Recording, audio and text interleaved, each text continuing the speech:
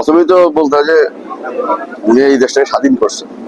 মানুষের স্বাধীনতা যেন, মানুষের স্বাধীনতা, ন্যায্য অধিকার সবসময়ের জন্য সুপ্রতিষ্ঠিত থাকে। বিশেষ করে বগুড়াতে আমরা সেটা চেষ্টা করতেছি। মানুষের ভোটের অধিকার, কথা বলার অধিকার, সবাই যেন ন্যায্য বিচার পায়, সেই অধিকার যে শহীদ রাষ্ট্রপতি জিয়া রহমান সাহেব দেখছিলেন, বহুদলীয় গণতন্ত্র, সেটা প্র্যাকটিস করার চেষ্টা করতেছি আমরা।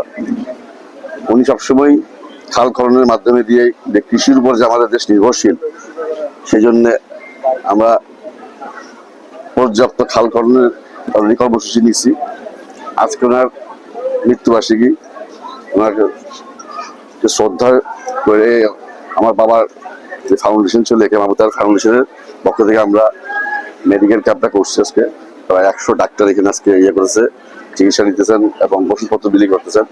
সেই সাথে সাথে আমরা প্রধানমন্ত্রীর একটা সারা বাংলাদেশে 5 কোটি গাছ লাগানোর একটা কর্মসূচি ছিল, আমাদের ইশতেহারে আছে।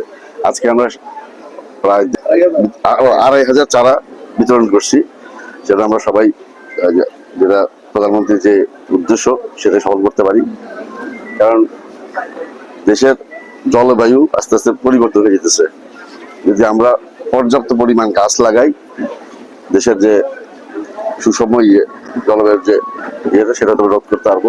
দিনকে দিন বরফ বেড়ে যেতেছে, মাটি হতেছে, এগুলি দেশ গড়ার যে কাজগুলি, সেগুলি নিয়ে আমরা চেষ্টা করছি আগ বাড়তে। আজকের না, এটা ছিল 2001 সালে উনি বগুড়াতে এসেছিলেন। বিশেষ করে প্রায় 10টার উপরে একই দিনে জনসভা করছিলেন, তখন এই কথা বলে গেছিলেন। আমি শুধু ওনাকে এটা স্মরণ করে দিচ্ছি, আর কিছু। আপনারা দেখছেন গত যে প্রধানমন্ত্রী আশ্বাস দেয় সময়, আমি সেই সুযোগটা নিয়েছি যে বিশেষ করে আমাদের সবাই প্রাণের দাবি কুমিল্লা বিভাগ, কুমিল্লার নামে কুমিল্লা বিভাগ, এবং আমি ওনার কাছে একটা চেয়েছি যে বাংলা আমাদের যদি কৃষি নির্ভর এলাকা, একটা কৃষি বিশ্ববিদ্যালয় হলে ভালো হয়। সেটা আসছি, আমার বিশ্বাস অচিরেই হবে। উনি কুমিল্লার প্রতি সবসময় সহানুভূতিশীল। দেশ নেত্রী বেগম খালেদা জিয়াও কুমিল্লাকে অনেক কিছু দিয়ে গেছেন। কুমিল্লা বিশ্ববিদ্যালয়, কুমিল্লা 500 বেডের হসপিটাল, সবই দিয়ে সময়। ইনফ্যাক্ট আপনারা যারা জানেন কি জানি না, আমাদের যে কুমিল্লা বিশ্ববিদ্যালয়, এটার ফাউন্ডেশন ছিল শহীদ রাষ্ট্রপতি জিয়া রহমান সাহেব করছিলেন 1978-এ। ওই ফলকটা এখনো আছে, কেউ যদি থাকেন।